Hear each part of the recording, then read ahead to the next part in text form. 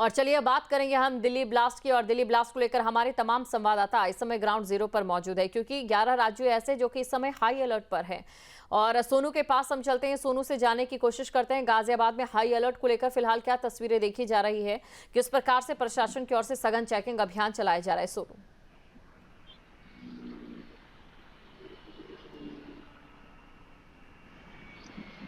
देखिए, जिस तरीके से कल दिल्ली में कार ब्लास्ट हुआ, उसके बाद से ही पूरा देश इस ब्लास्ट के बाद हिल गया। उसके बाद जो यूपी में अलर्ट जारी किया गया, हाई अलर्ट जारी किया गया है, सघन चेकिंग अभियान चलाया जा रहा है। जो आला अधिकारी हैं वो सड़कों पर खुद उतरे और जो बस स्टैंड हैं और होटल हैं उनकी चेकिंग की जा रही है। बाकी जो लोग काफ़ी दिनों से रुके हुए हैं उनकी हिस्ट्री भी चेक की जा रही है। वहीं जो पार्किंग में गाड़ियां काफ़ी दिनों से 2 महीने या 3 महीने से ज़्यादा के टाइम से खड़ी हुई हैं उनकी हिस्ट्री चेक की गई है और गाड़ियों को खुलवाकर चेक किया गया है, क्योंकि जो दिल्ली से सटा गाजियाबाद है, क्योंकि ज़्यादा दूर नहीं है। ऐसे में जो पुलिस प्रशासन है वो अलर्ट है और जगह जगह चेकिंग अभियान चला रहा है, जिससे किसी तरह की कोई चूक ना हो उसको लेकर तमाम तरह की एजेंसियां भी अलर्ट है और जो पुलिस है वो लगातार चेकिंग चल रही है। देर रात से ही जो आला अधिकारी है वो पहुंचे हैं और लगातार जो चेकिंग अभियान चला रहे थे। खुद कमिश्नर बॉर्डर पे पहुंचे और तमाम गाड़ियों को उन्होंने खड़े होकर चेक कराया और रेलवे स्टेशन हो, मेट्रो स्टेशन हो या तमाम ऐसी जगह हैं जहां पर किसी तरीके की सूचना मिले तो ऐसे में तमाम जो आला अधिकारी हैं वो पहुंचे हैं और तमाम तरह की चेकिंग की जा रही है। चप्पे चप्पे पर पुलिस बल तैनात किया गया है, सुरक्षा जो है बॉर्डर की बढ़ाई गई है। वही साथ में police station, metro station, bus stand, उनकी भी सुरक्षा बढ़ा दी गई है। जी बिल्कुल, लगातार यहाँ पर सुरक्षा बढ़ा दी गई है। और लखनऊ से आलोक भी हमारे साथ बने हुए हैं, सीधा हम आलोक के पास चलते हैं, आलोक से जानने की कोशिश करते हैं। देखिए आलोक, जिस प्रकार से कल शाम को दिल्ली दहल उठी, देश की राजधानी में इस प्रकार का एक मंजर देखने को मिला जिसकी उम्मीद तो क्या किसी ने कभी सपने में भी नहीं सोचा था। अब ऐसे में तमाम राजधानियों को लेकर सवाल जरूर खड़े हो रहे हैं। यूपी की राजधानी लखनऊ की बात करें तो यहाँ पर क्या तस्वीर है?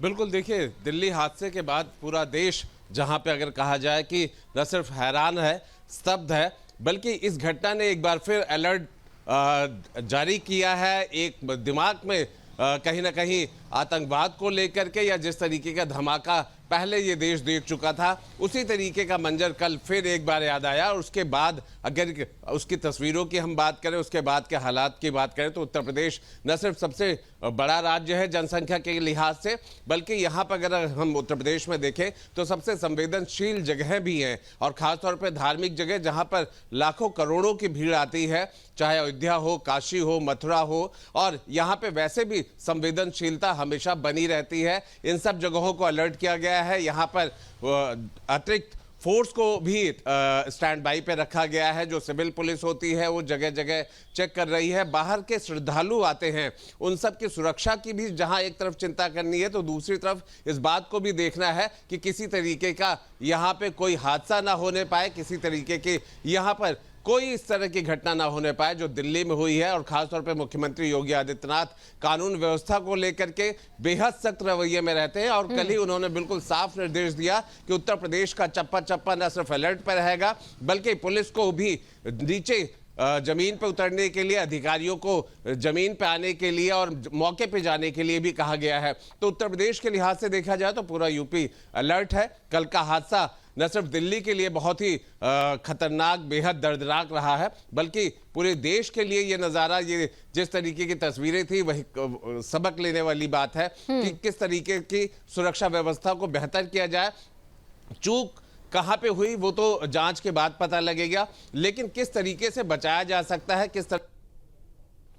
बिल्कुल किस तरीके से बचा जा सकता है। और शिव भी आगरा से हमारे साथ बने हुए। देखिए शिव, जहां पर कल धमाका हुआ है वो चांदनी चौक के बेहद करीब, और चांदनी चौक की अगर हम बात करें, लाल किले की बात करें, एक पर्यटक स्थल के तौर पर भी देखा जाता है। अब ऐसे में अगर बात हम ताज नगरी आगरा की करें, जहां पर पर्यटकों की भरमार खासतौर से इस सीजन में सबसे ज्यादा रहती है, यहाँ पर सुरक्षा को लेकर तमाम कदम उठाना बहुत बड़ी जरूरत बन जाती है। देखिए, बिल्कुल दिल्ली में जब कल धमाका हुआ और उसके बाद देश के तमाम शहरों में हाई अलर्ट घोषित कर दिया और उत्तर प्रदेश का शहर भी, आगरा शहर भी एक प्रमुख है, क्योंकि यहाँ देश दुनिया की खूबसूरत इमारत ताजमहल और लाल किला मौजूद है। ताजमहल पर प्रतिदिन हजारों देशी और विदेशी पर्यटक ताज का दीदार करने के लिए आते हैं और सुरक्षा के लिहाज से उनकी जिम्मेदारी आगरा पुलिस की है। हालांकि ताजमहल और लाल किले पर सुरक्षा व्यवस्था पहले से चाक चौबंद थी, लेकिन हाई अलर्ट घोषित करने के बाद सुरक्षा व्यवस्था और भी चाक चौबंद पुख्ता की गई। खुद दीपक कुमार जो आगरा पुलिस कमिश्नर हैं, वो सड़कों पर उतरे, देर रात तक उन्होंने चेकिंग कराई। ताजमहल और लाल किले के आसपास जितने भी इलाके हैं, कोई भी व्यक्ति बिना चेकिंग के अंदर नहीं जा सका। कमिश्नर के साथ साथ आगरा के तमाम अधिकारी सड़कों पर उतरकर चेकिंग कराने के लिए, खास तौर से जो बॉर्डर हैं आगरा में प्रवेश करने के लिए जो लोग अंदर आगरा की तरफ आ रहे थे, उनकी गाड़ियों को सघन तरीके से चेकिंग किया गया। तमाम रेलवे स्टेशन पर चेकिंग की गई। दीपक कुमार जो आगरा कमिश्नर है, उन्होंने अपील किया है कि कोई भी पैनिक होने की जरूरत नहीं है। हालांकि जो दिल्ली में धमाका हुआ उसको लेकर चेकिंग कराई जा रही है। किसी भी व्यक्ति को कोई भी संदिग्ध वस्तु, संदिग्ध बैग मिलता है तो निश्चित तौर से वो पुलिस को सूचना दे। तो कहीं ना कहीं आगरा में पुलिस व्यवस्था चाक चौबंद, जो पुलिस की सुरक्षा व्यवस्था है वो चाक चौबंद की गई है और आज भी दिन भर ये चेकिंग जो पुलिस की तरफ से रहेगी। तो चलिए, आप सभी ने तमाम उन स्थिति और तस्वीरों के बारे में बता दिया है जो फिलहाल प्रशासन की ओर से कदम उठाए जा रहे हैं सुरक्षा को लेकर। अब हम चर्चा कर रहे थे इस पूरे धमाके को लेकर, किस प्रकार की एक चिंताएं इस समय हमारे सामने खड़ी हो चुके हैं। अमित के पास सबसे पहले मैं रुक करना चाहूंगी। अमित, देखिए, क्या संभावना यहां पर नजर आ रही है? सबसे बड़ा सवाल तो यही है कि आखिरकार अगर इतनी बड़ी मात्रा में विस्फोटक यहां पर पहुंचता है तो किस प्रकार से आता है, और दूसरा बड़ा सवाल ये फरीदाबाद का ये जो कनेक्शन है काफी पुख्ता यहां पर नजर आ रहा है, क्योंकि जिस कार में विस्फोट हुआ है उसी कार का सितंबर में चालान फरीदाबाद के तिकोना पार्क में ही कटा था, और वो जो जगह थी गलत पार्किंग पर खड़ी करने को लेकर ये चालान कटा, वो सिर्फ जो डॉक्टर मुजम्मिल था उसके घर से 25 मीटर की दूरी पर थी। बिल्कुल, देखिए, साफ तौर पर फरीदाबाद में जिस वक्त ये छापेमारी हुई और उसके बाद कार को लाल किले के पार्किंग में खड़े होना, कहीं ना कहीं आपस में जांच एजेंसियां भी इस बात पर जांच कर रही हैं कि दोनों जो कनेक्शन है वो एक ही कनेक्शन है। फरीदाबाद में इतनी मात्रा में कहीं ना कहीं विस्फोटक मिलना, और ये जो गाड़ी जिसमें ब्लास्ट हुआ, ये गाड़ी गुरुग्राम के नंबर की है और फरीदाबाद में इसकी एक्टिविटी पहले देखी गई, जिस तरीके से आप चालान होने की बात कर रहे हैं। और जिस वक्त फरीदाबाद में छापेमारी जांच एजेंसियां कर रही थी, उस वक्त ये गाड़ी 3 साढ़े 3 घंटे के आसपास तक लाल किला पर खड़ी रही और फिर स्लो मोशन में वहां से निकली और रेड लाइट पर पहुंचते ही इसके अंदर ब्लास्ट हुआ। जो 3 लोग गाड़ी के अंदर मौजूद थे, उन 3 लोगों का कनेक्शन डॉक्टर मुजम्मिल होना या उसके करीबी होना, उनसे भी जोड़कर देखा जा रहा है। लिहाजा फरीदाबाद, गुरुग्राम, दिल्ली, एनसीआर के तमाम इलाकों के साथ साथ जम्मू कश्मीर तक तमाम जो जांच एजेंसियां हैं वो एक्टिव हैं। एनआईए की बात करें, एनएसजी की बात करें, तमाम जांच एजेंसी रात में एक्टिव हो गई। गृह मंत्री अस्पताल पहुंचे और अस्पताल पहुंचने के बाद लाल किला घटनास्थल पर पहुंचे। उसके बाद से तमाम जांच एजेंसियों को अलर्ट रहने की बात कही गई। और अगर उत्तर प्रदेश को इस घटना से जोड़कर देखा जाए तो पूर्व में आपको याद होगा कि उत्तर प्रदेश के कई ऐसे जिले हैं जहां पर आतंकी गतिविधियों में लिप्त लोगों को जांच एजेंसियों द्वारा गिरफ्तार किया गया। इसलिए उत्तर प्रदेश की सुरक्षा बेहद बढ़ा देने जाना भी बहुत जरूरी है। तो कई ऐसे जिले हैं जहां पर इस तरीके की गतिविधियों से जुड़े लोग गिरफ्तार हो चुके हैं और उनके कनेक्शन कई आतंकी संगठनों से होने की भी बात सामने आई थी। तो दिल्ली के साथ साथ अब उत्तर प्रदेश की भी सुरक्षा बढ़ा दी गई है। और इस घटना को अंजाम देने के पीछे क्या मंशा थी?